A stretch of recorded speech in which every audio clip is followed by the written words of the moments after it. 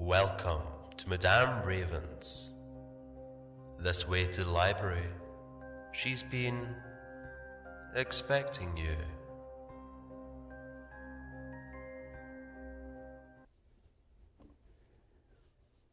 Perception by David MorningWay. Only chaos and danger await outside the forests. Nightmare creatures and other beings of sinister design and nature dwell among life forms and dark landscapes as alien to us as we are to them. Over and over the elders' warnings kept repeating within Faustus's young mind. Every child and adolescent knew the warnings, and were usually told weekly, if not daily, of the ominous and frenetically savage world outside of the forests.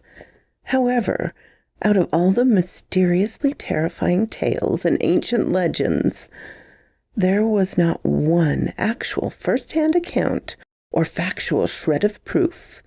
They remained just that, tales and legends.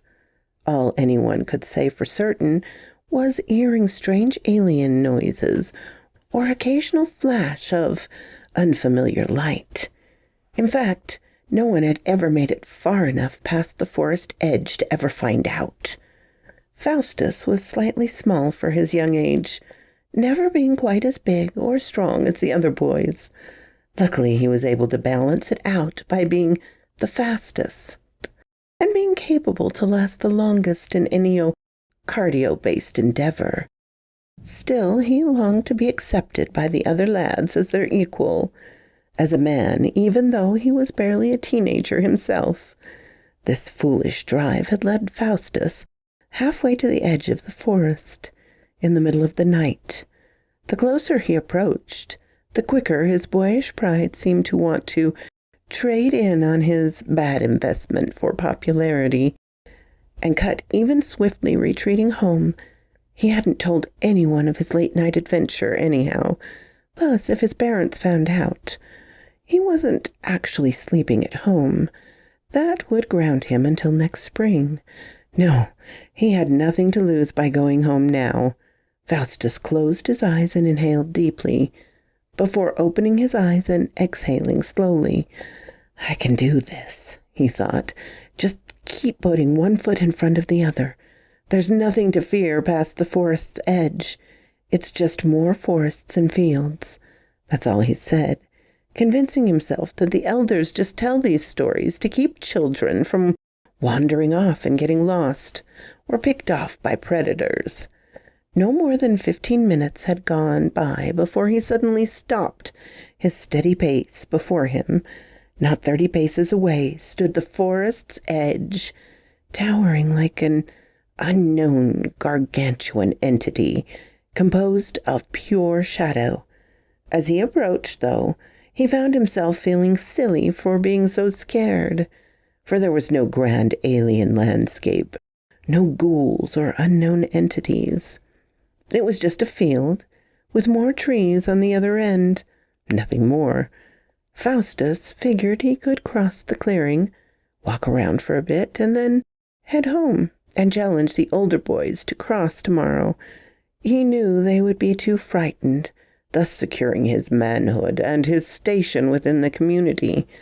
He could even make it home soon enough to get a decent night's sleep. Still, I'm doing this, Faustus accidentally exclaimed out loud, before crouching low on the defense next to a large pine tree to see if any imaginary monsters or real predators had heard him. He quickly straightened up, confidence once again taking over, and walked with purpose across the grass clearing ahead. The woods across the clearing at first seemed as typical as any other part of the forest, with grass, trees, leaves, with all appearing normal. However, that thought quickly began to vanish into confusion and panic, making his heart's pace slowly start to rise into warm, chaotic rhythms, like water slowly reaching a boil, as great monolithic structures became visible, along with the ending of the forest and the world he knew. It took every ounce of willpower and courage to control the fight or flight response screaming into Faustus's mind and nervous system, making his heart pound hard and erratic within him, like thunder trying to break free of the clouds. He took a few controlled deep breaths while pushing the storm of his fearful emotions back down. Somewhat steadying himself and moving forward, with every step he took, the world became less familiar and increasingly more horrifying. He could see in more frightening detail the strange, symmetric triangular monoliths, which became more imminent with every passing second and forced step forward. The foreign structures seemed to dot the strange new landscape before him, stretching up so high into the night sky they seemed to be reaching for the stars themselves. With his final steps out of the tree line, he stopped, frozen in the realization that almost everything he could now perceive with his senses was both wholly unfamiliar and extremely unnerving. It seemed that at one time, perhaps, this new and strange world might not have been very different inherently from his own, although minimally, for he could identify certain plants and trees that existed in his world as well. Although unlike the forest, this foliage seemed scattered with no logical purpose. At least one Faustus could not presently fathom. Unfortunately, Faustus would not be able to process this long enough to establish an answer or logical theory. In fact, he would not even have time to process another coherent thought for the rest of his odyssey into this forbidden and increasingly disturbing place. For a shift had now occurred, a creeping dread that threatened to close his windpipe and crush his chest, as if the air pressure itself had increased and was screaming at his instincts that something was so very wrong. After a few unbearably long and silent moments, Faustus resumed his careful pace, but was stopped short by a silent and still river of the most peculiar nature. At least his mind first told him that it was inherently aquatic, for its size and shape matched that of a large and prominent river, with a flattened symmetry of a grayish coloration. Oddly enough, when he approached this new sight, he noticed that it was just as still and silent as the rest of the atmosphere around him had become. It appeared perfectly smoothed out, as water does rock in perpetual flowing currents, but also somehow rough and gritty to the imminent touch. The feeling of unparalleled dread Faustus had felt upon arriving in this mysterious place had not yet faded. He had hoped that it was just a shock of seeing a whole new and frightening world, and that the feeling would soon transition into awe and wonder.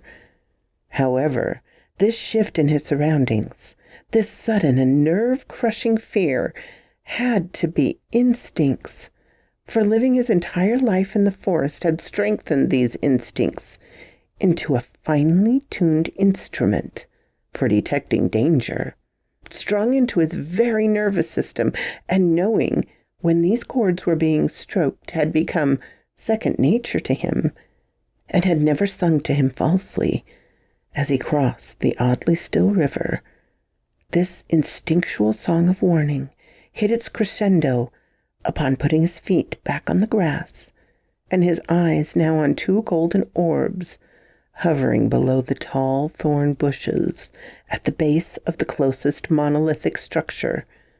At first, Faustus thought logically, his brain snap-firing at lightning speed, trying to formulate any rationalization as to what visibly loomed before him. Lightning bugs. They're just doing their very normal, very common mating dance, thought Faustus logically. Yes, that's it, he thought, calming himself a bit. It's not uncommon at the end of mating season to see loose stragglers such as these hover near each other instead of the mass orgy of chaotic light construction by these angelic-looking insects at the season's peak.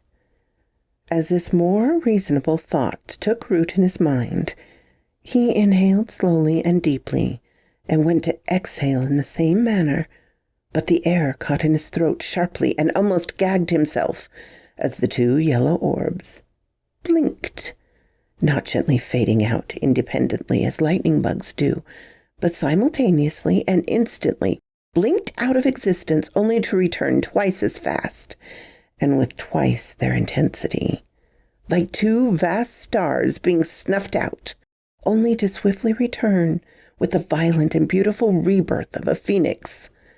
Moonlight shimmered across the yellow orbs as a hot panic thrust itself through Faustus's brain, sending intense bursts of adrenaline and near-crippling fear shoot down his spine until it hit his stomach, making a brief gurgle of the acids within.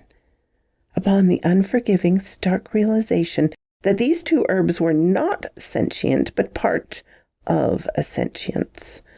Unfortunately, he had less than a second to process this before the eyes and their master quickly took a few short and quick paces forward before abruptly stopping, both compacting itself to the ground while keeping its head raised high, preparing its body for an obvious leap attack.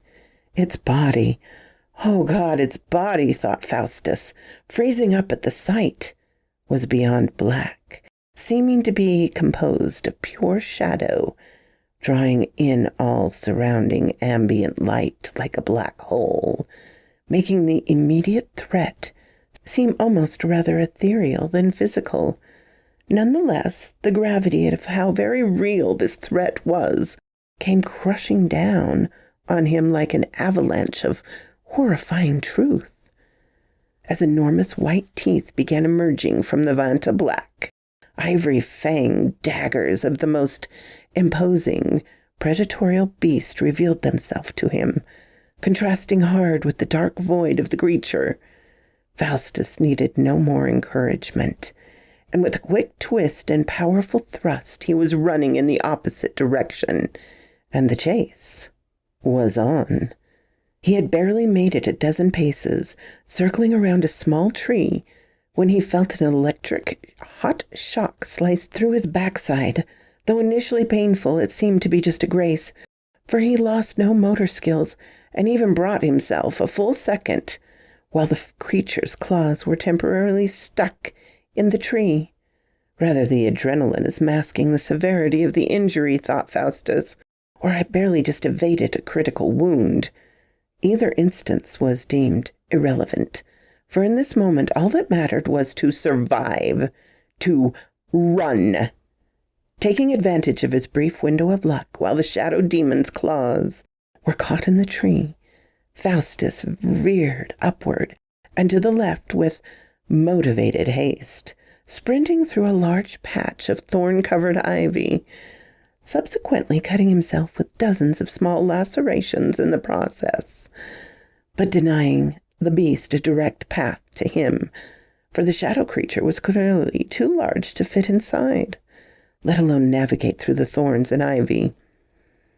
As he watched the monster carefully slither back out, he breathed out a sigh of relief at his temporary reprieve from death, just to have his panic return with a vengeance, for as the shadow demon deemed the course impassable, it began quickly traversing around the thicket, where it was hollow and exposed, and the other side where Faustus now stood.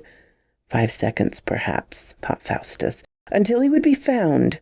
So without hesitation, to have a second to spare, he began to count. 5 seconds, he internally said, as Faustus erupted out of the foliage and into the base of the closest monolith. Now facing the alien structure, he could make out through the moonlight that the strange structure was actually dull red in most places, with the bottom part of the side closest to him seeming to be made of some kind of white rock material from the best of his understanding. 4 seconds, he reminded himself, as panic began to bloom like a black lily within his heart, making it beat hard and almost painful. He began to blindly run before the shadow beast could pin and corner him against the wall of the monolith, but stopped suddenly as he noticed a slight horizontal opening at the very bottom of the structure, almost like a crack in the structure, but perfectly symmetric. 3 seconds, he thought, peering inside the dark aperture as he heard the stealthy and tenacious footfalls of death steadily approaching behind him, along with the sound of frantic, excited breathing, no doubt anticipating the meal and the thrill of the kill. 2 seconds, as young Faustus moved his legs as fast as the blood could pump into them, throwing himself into an unknown abyss of eldritch origin and probably maleficent intent. 1 second, he yells out audibly this time, as the wall he squeezed through minorly shook from the impact.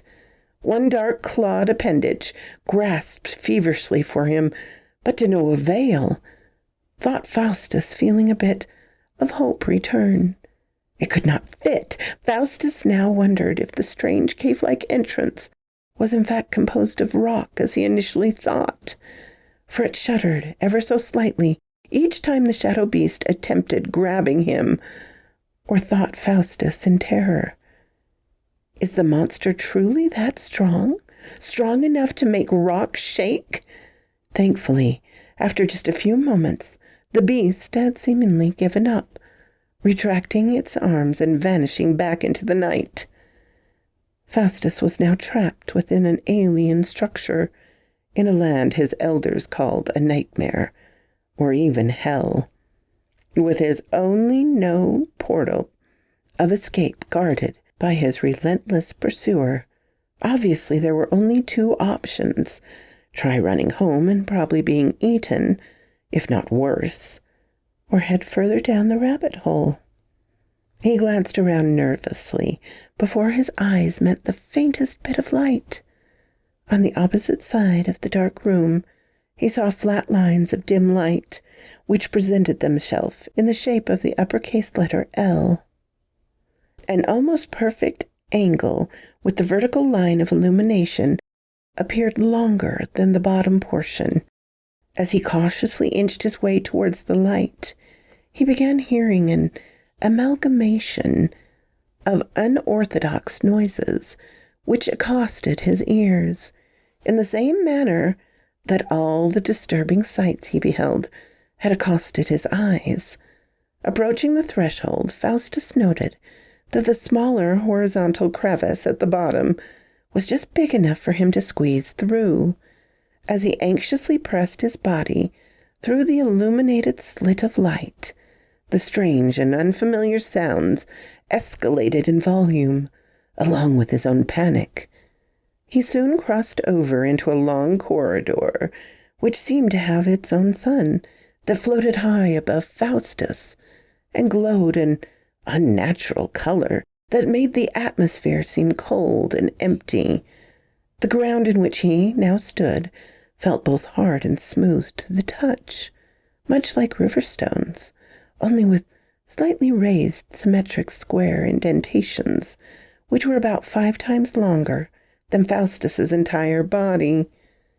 After traversing another short distance, he spotted an opening to his left that appeared to be the source of the odd noises. The chamber was dark, with bizarre erratic lights issuing from somewhere within. Since Faustus could not identify the light's origin, he deemed it unwise to enter, and to instead just simply keep moving, 1 foot in front of the other, as he had done since his first step into this otherworldly journey into the unknown. Every chamber and corridor he trekked through became increasingly disturbing and frightening to his senses, until he eventually found himself standing inside a considerably larger room, with multiple suns adorned to top its heavy sky, and structures he had never seen in the forest before, Sights until this very day remained only notional, not even existing in the most insane of dreams. Nonetheless, his mind began forming similarity to some of the objects found within the colossal room, for in his humble forest community, families would fashion rudimentary platforms for eating food and smaller seats of straw or wood to sometimes sit more comfortably as one ate. Although the objects were vaguely similar, they were crafted with more elaborate expertise than he thought was even possible, with one more alarming detail that overshadowed everything in horrific truth. They were absolutely massive. Nothing short of a giant would adorn themselves into those structures, with other peculiar attachments to them that made Faustus wonder. A voice louder than thunder echoed through the great hall of the ancient, esoteric structure, as if a sentient storm had called out to Faustus in a foreign tongue, "Oeo di ra o jimder." The beastly baritone voice cried out again, before a loud reverberating crash rang out, sounding as if two trees were smashed together hard, but with purpose. A curious metallic clinking was briefly audible right after the crash of wood. Faustus's nerves threatened to freeze him in place as he reluctantly forced himself to peek around the corner into the next corridor, steeling himself to deal with whatever awaited him beyond. Faustus assumed that after experiencing so many horrifying and unearthly sights, that whatever lay beyond this precipice of madness, he would be somewhat ready for.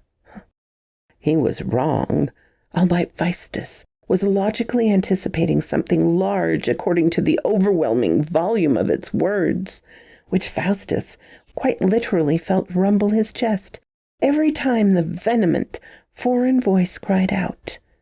Every ounce of courage and willpower left the young boy, freezing him in place as he glanced around the corner.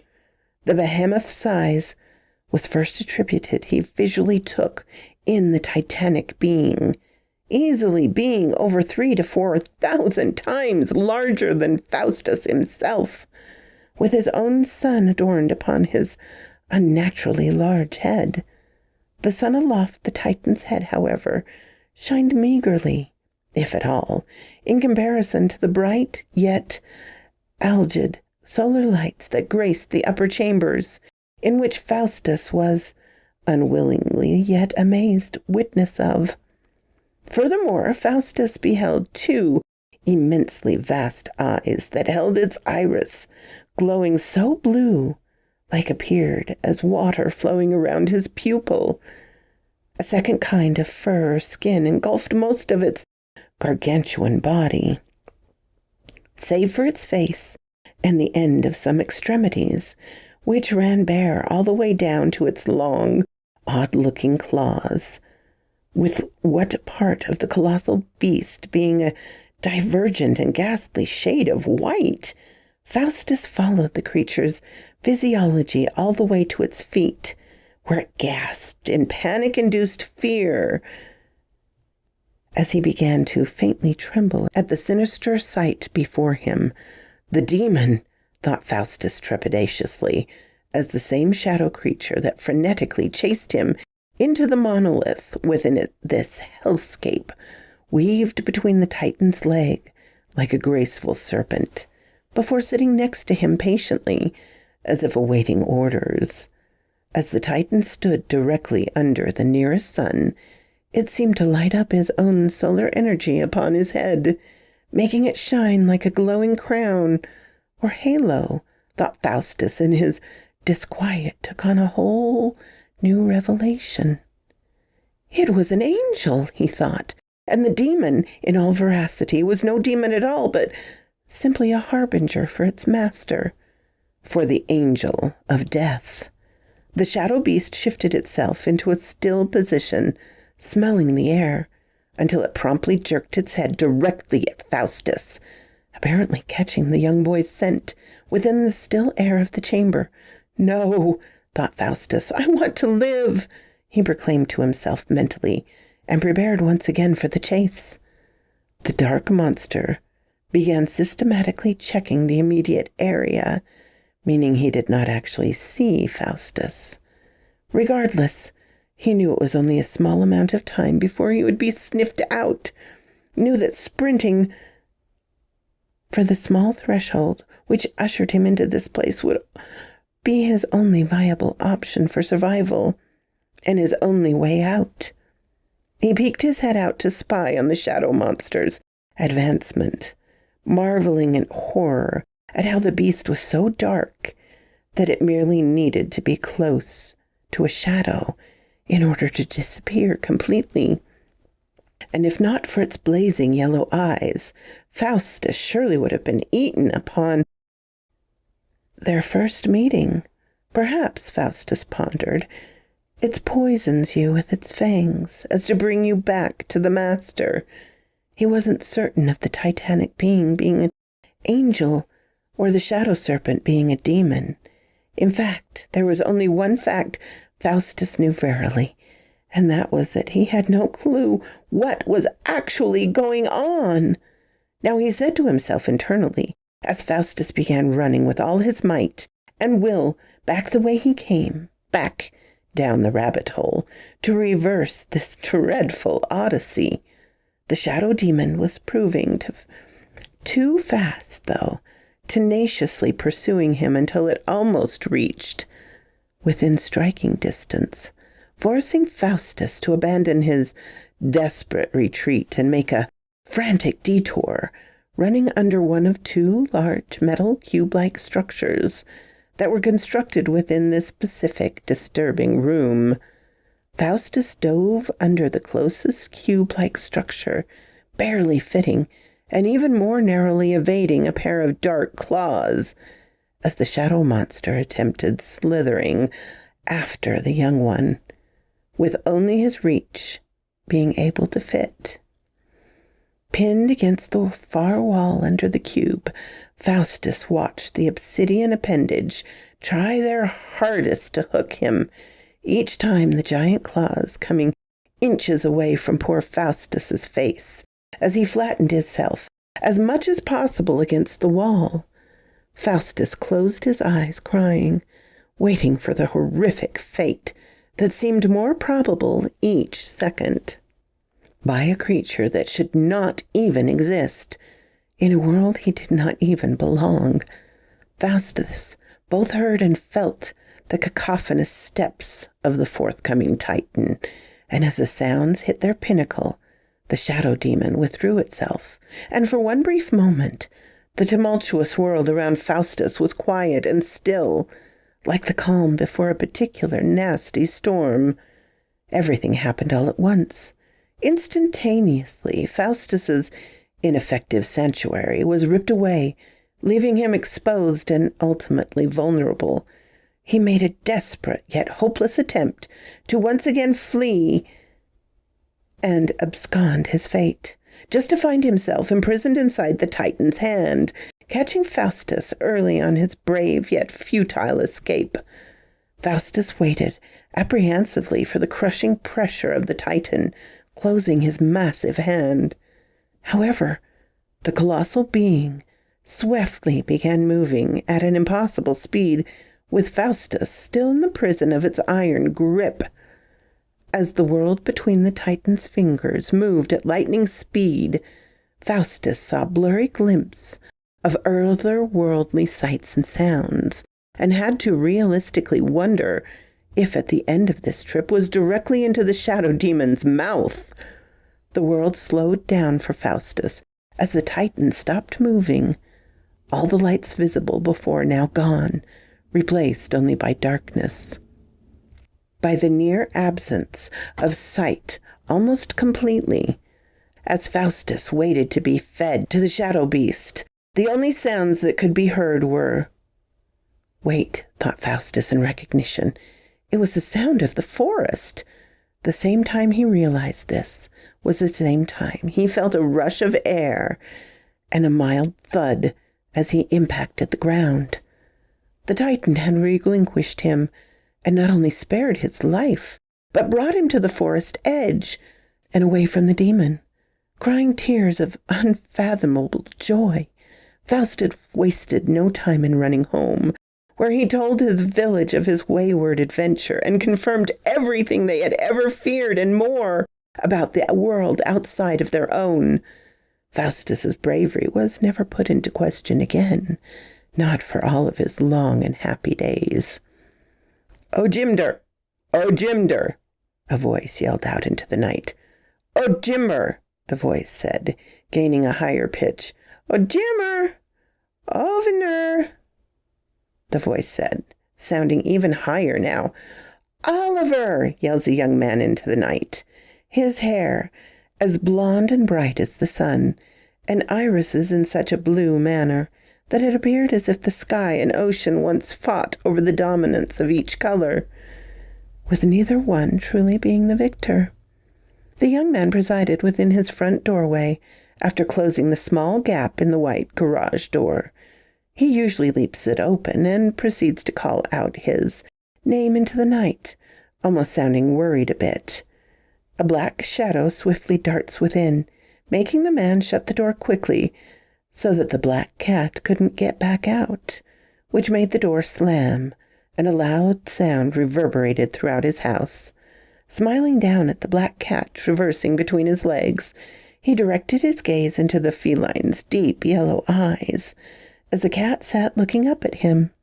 As he spoke, as he bent down to lovingly pet the cat's head, he said, contemplating, as he scratched under the black cat's chin. "It's funny," he began. "To me, you're absolutely the most adorably cute thing in the world.